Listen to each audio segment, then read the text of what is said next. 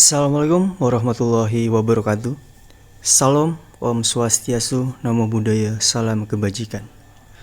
Dalam kesempatan kali ini, kami akan mempresentasikan hasil diskusi kelompok kami tentang anatomi dan morfologi biji. Sebelumnya, izinkan kami memperkenalkan diri. Saya Muhammad Farid Nurman Kusnadi dan rekan saya Kak Muslim Partono, Kak RR Karina Cindy Asandia, Kak Wahyu Septianingsih, dan Kak Wiliana Pratiwi Kusuma Sedia. Biji merupakan perkembangan lanjut dari bakal biji yang telah dibuahi dan berfungsi sebagai alat perkembangbiakan. Secara agronomis, biji merupakan hasil budidaya yang digunakan sebagai bahan konsumsi manusia dan juga digunakan sebagai pakan ternak. Selanjutnya, fungsi biji bagi tumbuhan. Yang pertama, biji menjadi cadangan makanan bagi tumbuhan.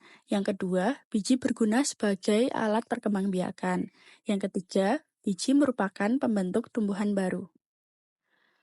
Lalu, ciri-ciri biji tumbuhan. Biasanya, biji berukuran kecil tergantung pada jenis tanamannya. Biji biasanya terdapat di dalam buah. Buah melindungi biji dan membantu dalam penyebarannya. Lalu biji memiliki lapisan keras yang disebut integumen yang berfungsi untuk melindungi embrio di dalamnya. Biji mengandung embrio tanaman yang dapat tumbuh menjadi tanaman baru. Lalu biji biasanya memiliki cadangan makanan yang dapat berupa endosperma atau kantong makanan yang disebut kotiledon. Cadangan makanan berfungsi untuk mendukung pertumbuhan awal tanaman.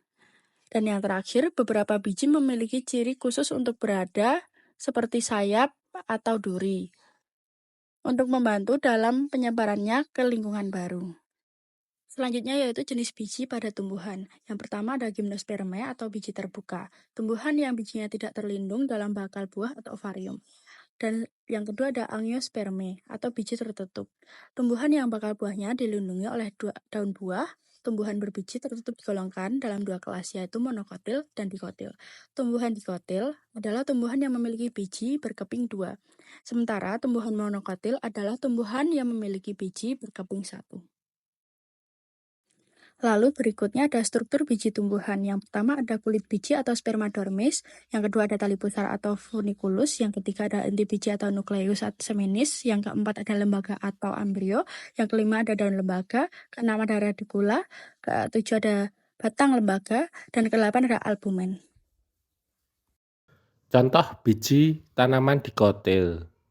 Biji kedelai, salah satu tanaman jenis polong-polongan yang menjadi bahan dasar banyak makanan dari Asia Timur, seperti susu, kecap, tahu, dan tempe.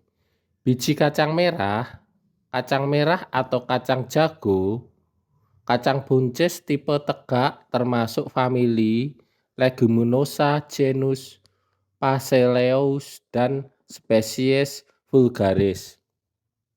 Biji kacang merah. Kacang merah merupakan tanaman semak yang tegak, ada yang merambat. Tinggi tanaman kacang merah sekitar 3,5 sampai 4,5 meter. Warna biji bertotol-totol merah tua dan buahnya berbentuk polong memanjang, sedikit lebih panjang dibanding buncis. Jumlah biji kacang merah sekitar 2-3 biji dalam satu polongnya. Biji kacang merah termasuk biji dikotil dengan bagian utama meliputi kulit biji, spermamodermis. Kulit biji spermamodermis berasal dari selaput bakal biji integumen. Oleh sebab itu, kulit biji tumbuhan biji tertutup angiospermae terdiri atas dua lapisan, yaitu lapisan kulit luar testa dan lapisan kulit dalam tegmen. Tali pusar funiculus merupakan bagian yang menghubungkan biji dengan tembuni. Biji akan terlepas dari tali pusarnya ketika biji tersebut masak, dan pada biji hanya tampak bekasnya saja yang dikenal sebagai pusar biji. Inti biji atau isi biji, nucleus seminis. Inti biji atau isi biji nukleosiminis, yaitu semua bagian biji yang terdapat di dalam kulitnya, yang terdiri dari lembaga embrio dan putih lembaga albumen. Kotilodon. Kotilodon adalah bagian dari embrio dalam biji tanaman. Pada tumbuhan dikotil, kotilodon merupakan fosintetik dan berfungsi seperti daun. Biji kedelai. Biji kedelai merupakan biji dikotil yang berarti bijinya memiliki 2 keping. Juga memiliki anatomi morfologi yang khas, yaitu dari kulit biji yang keras dan berwarna coklat dengan ukuran panjang sekitar 5-8 mm dan lebar sekitar 3-5 mm.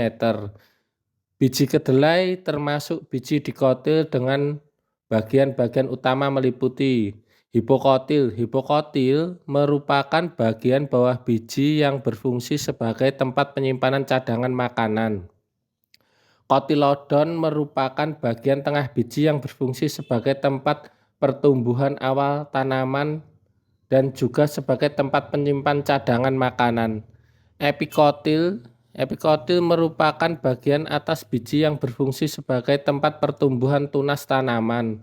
Plumaliae merupakan bagian ujung, yaitu pucuk dengan sepasang daun. Radikula merupakan bakal calon akar yang akan tumbuh selama masa percambahan. Selanjutnya ada biji kacang hijau. Kacang hijau atau Vigna radiata L merupakan salah satu tanaman legum yang berumur pendek, kurang lebih 60 hari. Tipe perkecambahan biji kacang hijau adalah epigel dan termasuk biji dikotil, yaitu biji berkeping 2. Kacang hijau berbentuk bulat kecil dengan bobot tiap butirnya hanya 0,5 sampai 0,8 mg atau per 1000 butir antara 36 sampai 78 gram. Berwarna hijau sampai hijau mengkilat. Kacang hijau tersusun atas 3 bagian, yaitu kulit biji, kotiledon, dan embrio. Kulitnya hijau berbiji putih. Bijinya sering dibuat kecambah atau tauge. Kemudian anatomi kacang hijau, yang pertama ada kulit biji, yaitu kulit lapisan paling luar berfungsi pelindung kotiledon dari kekeringan, kerusakan, atau serangan serangga, bakteri, dan jamur. Yang kedua, kotiledon berfungsi sebagai tempat penyimpanan cadangan makanan dan sebagai organ pertama fotosintesis. Yang ketiga, ada plumula, merupakan bakal calon batang yang tumbuh selama masa perkecambahan. Fungsinya sebagai untuk perkembangan ke atas membentuk batang dan daun. Yang keempat, ada hipokotil, merupakan ruas batang di bawah daun yang akan tumbuh menjadi akar. Yang selanjutnya, yang kelima, ada epikotil, merupakan ruas batang di atas daun yang akan tumbuh menjadi batang dan daun. Yang keenam, ada radikula, merupakan bakal calon akar yang tumbuh selama masa perkecambahan.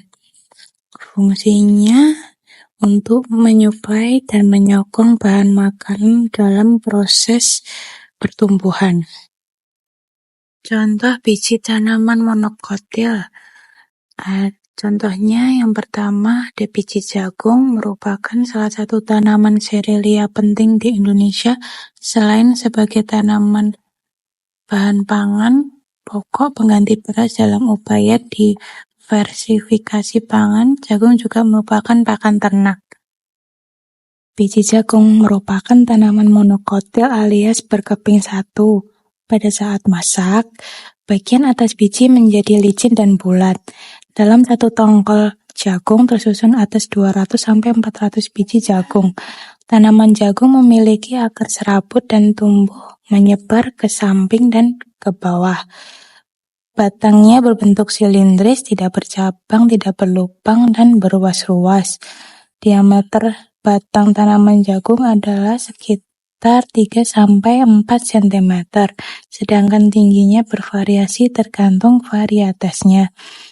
Namun umumnya, tanaman jagung memiliki 0,6 sampai 3 meter. Bunga jagung adalah bunga yang tidak sempurna. Berikut anatomi biji jagung. Yang pertama, kulit biji atau perikarp, yaitu lapisan luar biji yang melindungi isi biji. Yang kedua, endosperma, lapisan makanan yang menyediakan nutrisi untuk embrio selama pertumbuhan awal. Yang ketiga, ada embrio, yaitu struktur yang mengandung tunas atau berkecambah, terdiri dari plumula bagian atas dan radikula di bagian bawah. Kemudian yang keempat ada germe, yaitu bagian biji yang berkembang menjadi tunas atau pucuk tanaman. Yang kelima ada kepala embrio, yaitu bagian embrio yang mencakup akar hipokotil dan bagian-bagian lainnya. Yang keenam ada kotiledon, yaitu daun embrio pertama yang muncul saat biji berkecambah. Sekian presentasi dari kelompok kami. Kurang lebihnya mohon maaf dan semoga yang disampaikan bermanfaat. Akhirul kalam, wassalamualaikum warahmatullahi wabarakatuh.